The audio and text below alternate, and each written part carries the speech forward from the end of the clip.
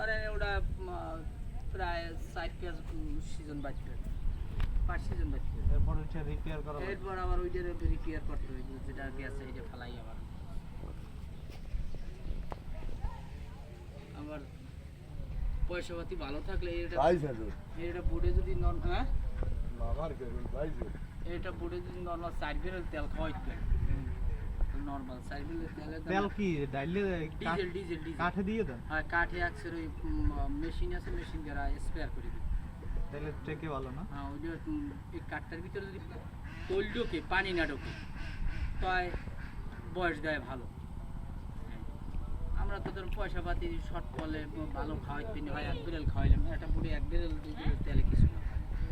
তেলও আপনি সে গাইগনে এই রোদে ছাড়িয়ে দেবে খাওয়ার তেলা, তারা আমি তো শুধু না গইবে তেল দেবো, গইবে তেল দেবো।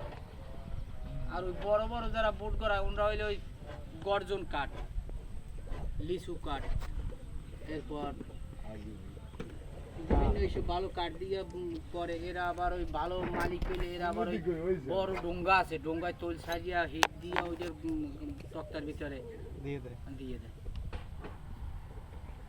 এই যে এক একটা কত খরচ পড়ে? এর বোটটা ধর একটা নর্মাল গেল তলছে রাখই, মিস্ত্রির বেতন, খাওয়া খরচা, ইঞ্জিন নর্মাল 6 লক্ষ টাকা খরচ হয়। অনেক টাকা। এই একটা বোট 6 লক্ষ টাকা? হ্যাঁ, ইঞ্জিন সহ? হ্যাঁ, তো ইঞ্জিন ছোট ইঞ্জিন, ওই 28 গোড়া বা 32 গোড়া।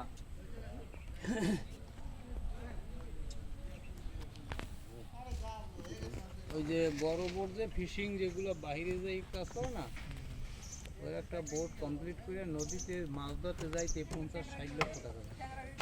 আমরাই তো কয় বছর লাগে মাছ ধরে।